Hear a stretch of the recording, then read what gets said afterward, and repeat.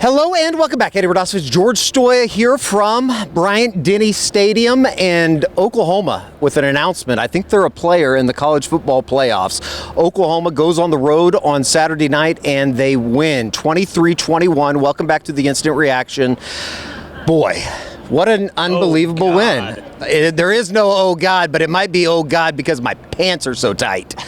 Unbelievable performance on Saturday night. It wasn't the prettiest thing in the world, but Oklahoma walks into Tuscaloosa and they leave with a victory.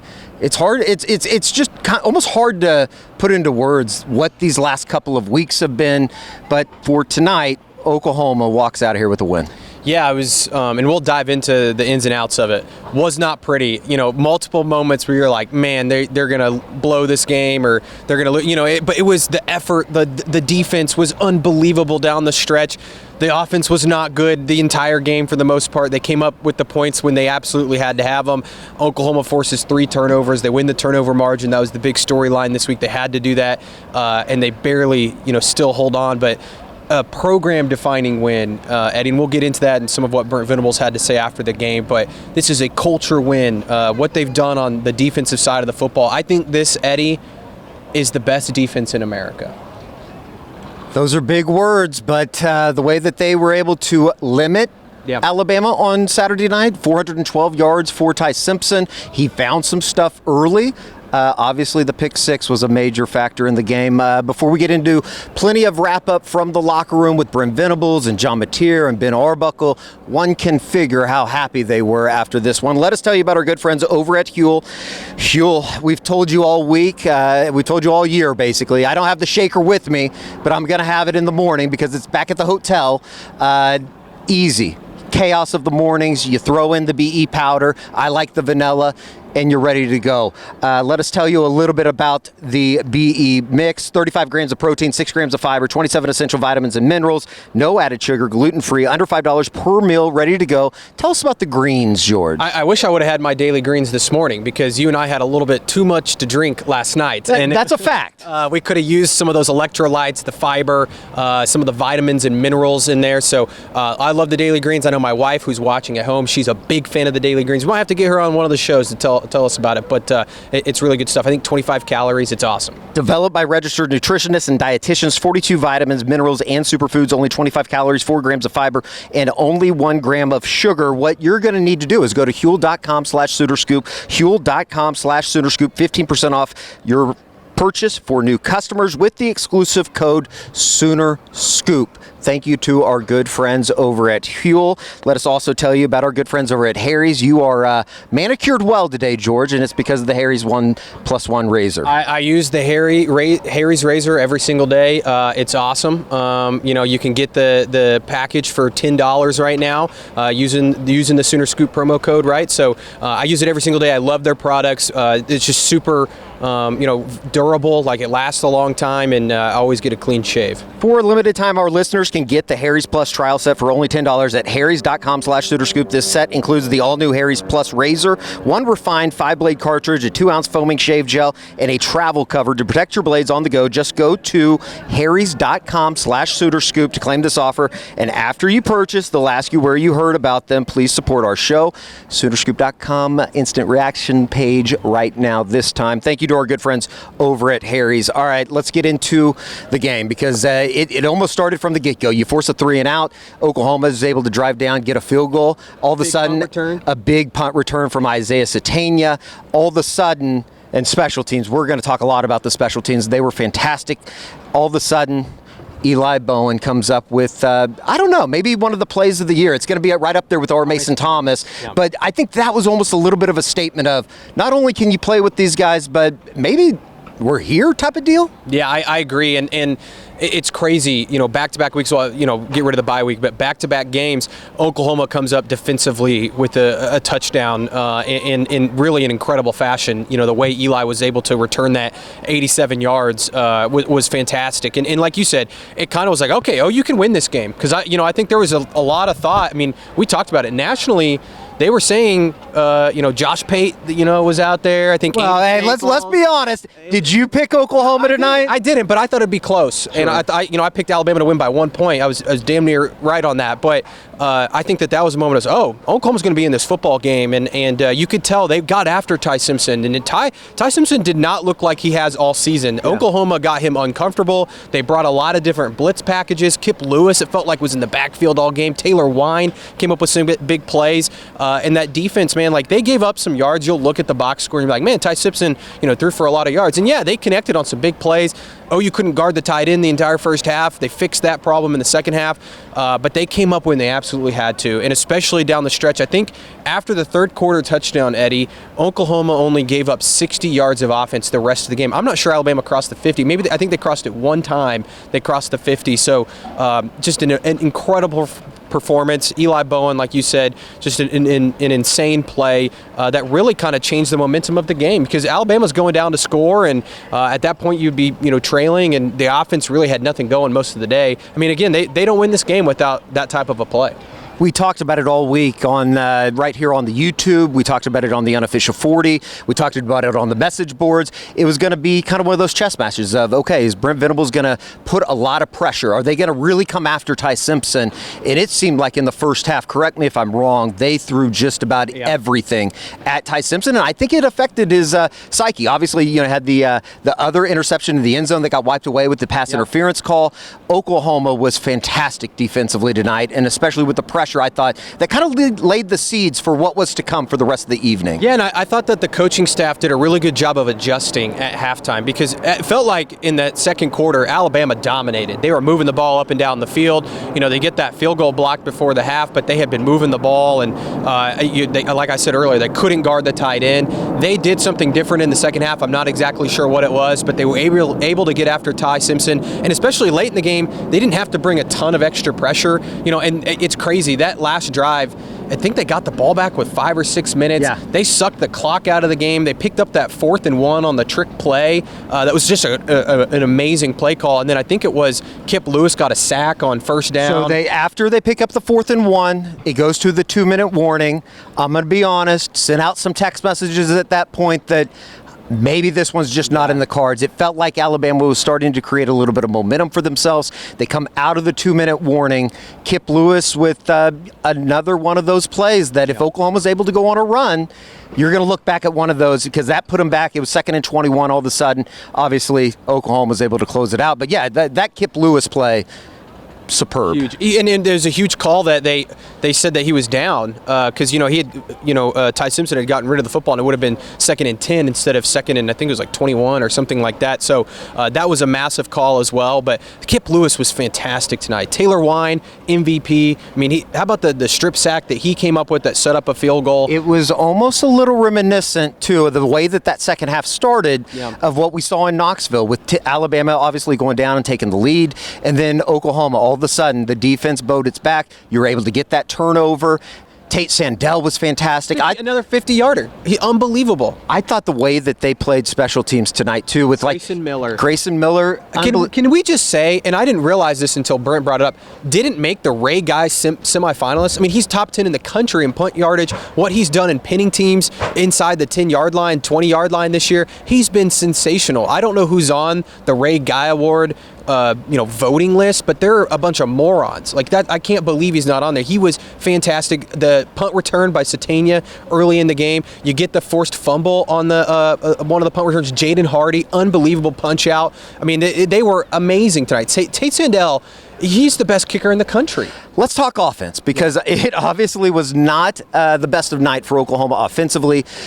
They did just enough, though. I thought that there were drives where you obviously didn't score a touchdown, but you were able to eat up a little bit of clock. You were able to get a couple first downs. I thought the drive in the fourth quarter before he got pushed back with the Eddie Pierre-Louis false start, Jermichael Carter started making plays. They converted a couple third downs that, albeit they didn't able to capitalize, they weren't able to score, but they were able to continue to force the ball down the field. If this offense can ever figure it out, and I'm not saying they need to be a great offense, but if they can just figure out how to be a solid unit, a good unit, this team is extremely dangerous. And I'm not saying they're going to go win the national title, but if they could ever figure out how to move the football, how to score, take advantage. Like they had and I'm not saying they need to score 40, but when you get inside the red zone, you get inside the 10-yard line. They hit twice tonight. They got inside the 10-yard line and had to settle for field goals. Imagine if they score those touchdowns. I'm not saying they blow Alabama out, but boy, you feel pretty comfortable about it. Sure. That last possession, they're driving the ball, and then you get that false start on Eddie Pierre-Louis, and then you get the intentional grounding on John Mateer.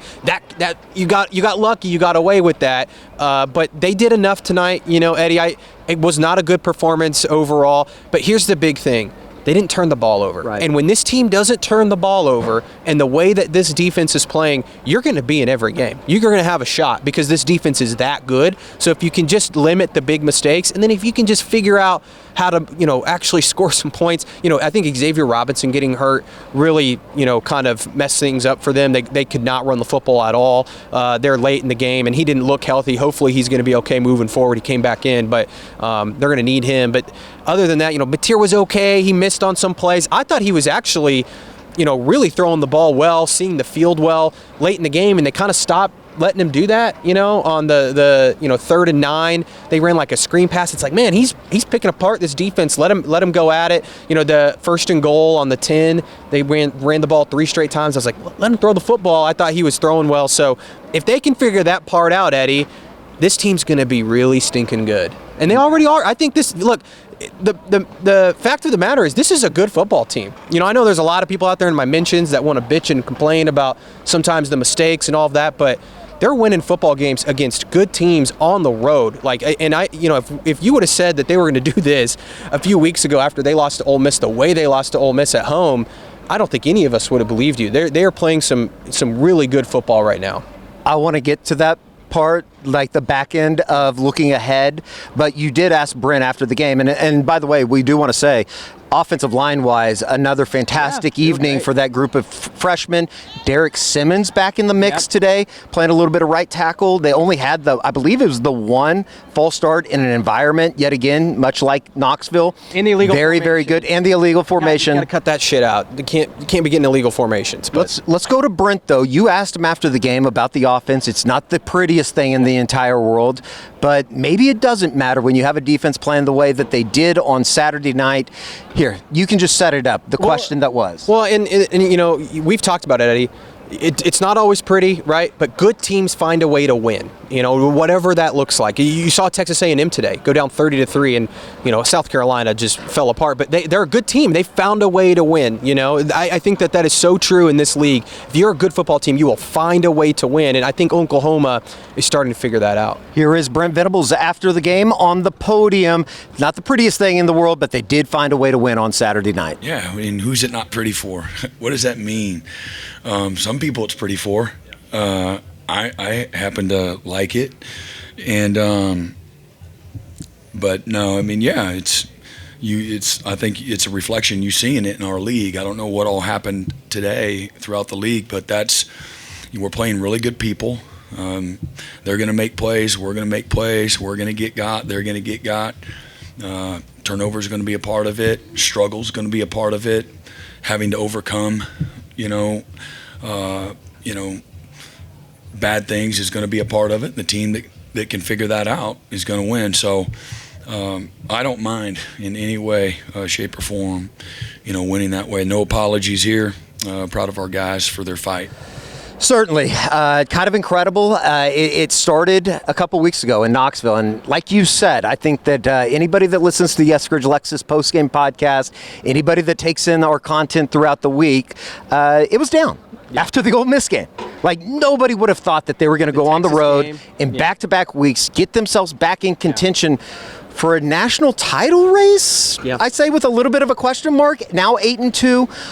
The reality is you win your next 2 games at home, next week against Missouri, obviously to end the season, the regular season against LSU, you're going to be in the tournament, and it feels like there is just a sense of confidence in growing with these players. I know they wore the T-shirts after the game or into the stadium today. They say hard to kill. You'll see it right here. Kip Lewis was wearing it with our... The back says enough is enough, Team 131.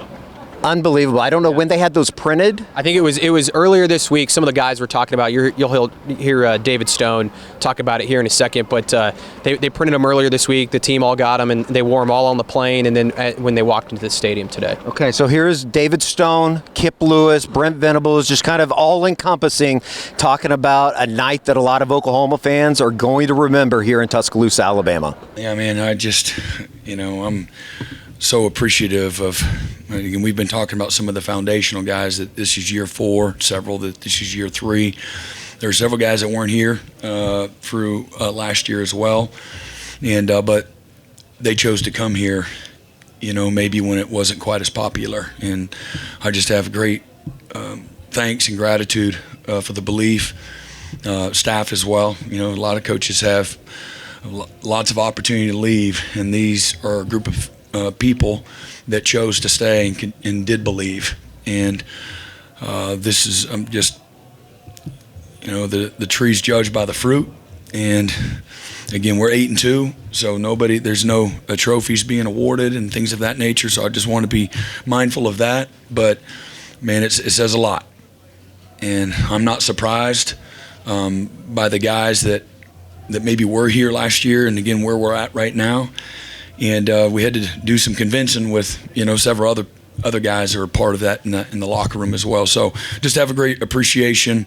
We got great support. Our administration. None of this is possible without great support and vision by the leadership in our administration. As well. And it's one body, but it's many parts, and we all need each other. And so it's just a moment. We'll celebrate for just a little bit. Like I said, go right back. And we talked about this last night at our team meeting. Regardless of what happens, man, we got a great, really good Missouri team coming in to Norman next week for 11 a.m. kick, and we're going to have to go right back to work. We got them on, I want to say Friday, and it's just the mentality, hard to kill. It's what you got to live by. We practice by it, so, every day we show it. So I came out to fruition this Saturday night. Well, we're like a big gladiator team, and we've been pushing it for the past couple weeks. And just the theme of it is just kind of hard to kill. And I think we just bought into that, that memo and that thought process. Just been the moment. We all live for the moment. Yeah. We're given an opportunity to really show what it's about. I feel like it's the mentality of our team. We fight through a lot of adversity. We went through a lot this season. Injuries. Coming back from that. Just all the challenges of the season. It's hard to kill you. It's hard to kill us, the Sooners. We really got that mentality, and so it came out and showed this weekend. I don't know, man. It kind of one of those things, like, it gives you a little bit of chills. Like, I think that these last 2 weeks, I don't know if they are program-defining type of wins, but they certainly, for Brent Venables and everything that was coming out of that game in Norman, when you lose to Ole Miss, pretty special performances on the road in Knoxville and Tuscaloosa, 2 of the toughest places to play in the country. Look, they're on a run right now, Eddie, that you're going to be calling it Red November, right? You've seen that kind of circulate out there. Shout out Grimlock, I think, kind of got that going. Django out there. So Red November, man, like, they're finding ways to win against good football teams. They're going on this stretch where they play all these tough teams in this conference, and they've got a chance to go to the college football playoff. And I think this is a moment that you'll look back on maybe in a year or even at the end of this season or a couple years, however long, be like, that was the moment. They were able to flip the switch maybe in the Brent Venables era. They still got a lot to prove, right? You don't want to get ahead of yourself. This is obviously a massive win, and the college football playoff is right there in your grasp.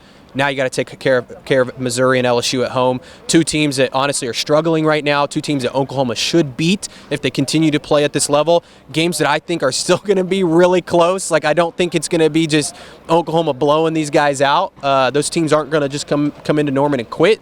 They're well-coached Missouri team. Obviously, got a young freshman quarterback, and then LSU. I don't know. They barely escaped Arkansas today, but still, it's right there for Oklahoma. And if you can make the college football playoff, heck, you might be hosting a playoff game. Could you imagine in Norman hosting a playoff game? It would be incredible. And the momentum for this program, I saw some people talking about it. The recruiting. It's going to skyrocket from wins like this. All of that stuff. Already with the number 2 class in the 2027 class. This is the type of win that you can call up recruits and say, look at what we're building. And Brent talked about that in the clip. Is like there was a lot of guys that stuck with it, that came to Oklahoma even when maybe things weren't the best. Especially after last season, when everybody's questioning what's the future of this thing. Other teams are telling recruits, hey, they're going to fire their coaching staff, and look where they are. They're sitting right here with a chance to possibly host a college football playoff game. It's pretty remarkable. Pretty incredible. And, for Brent Venables, just personally, seems like he was on cloud 9, as you saw in some of the clips there. You can watch the entire press conference here on the Soonerscoop.com YouTube channel.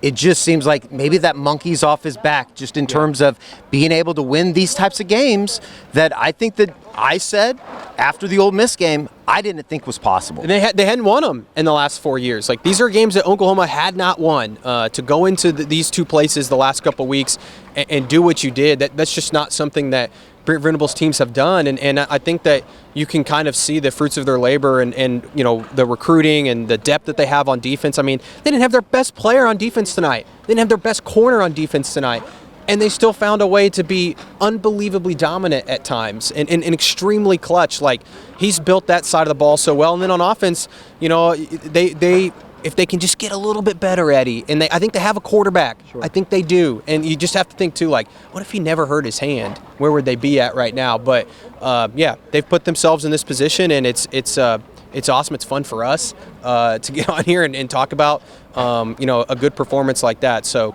hat tip to Brent Venables and especially these players, the coaching staff, sticking with it. Seems like the Oklahoma football is somewhat back just in terms of the national title race, the national picture. There's a lot more to come, and hopefully this season continues to go on because what they've done over the last couple of weeks is a pretty special thing. I know the game's at 11 a.m. next Saturday. I think that place is going to be rocking. I mean, the fans that were here tonight were awesome. Another incredible performance by the fans that made the trip. I know our flight was full of OU fans. I know there's people that drove across the country to come to the game. That guy in the boat, drove his boat all the way down the river again to come to this game. So I think that Norman's going to be a special place on Saturday. And then if they can get a night game against LSU and it's a win and get into the playoff, win and host a playoff, it's going to be pretty crazy. Pretty special. Yeah. I don't know what else to say. It's an incredible, just like the last couple of weeks, so much fun. Yeah. Just so much fun. All right. We'll be back on Monday. A game day rewind with Josh McCuistion. We'll have a recruiting port, obviously talking with some of the recruits and how this is being taken in from some of the prospective guys. Obviously, they're still continuing to be extremely busy in 2026 with some visits coming up over the next couple weeks. And then obviously 2027, trying to build what is already an incredible class on its way. For George Stoia, I'm Eddie Radosevich. We'll see you back here on the Soonerscoop.com YouTube channel, a night to remember in Tuscaloosa, Alabama.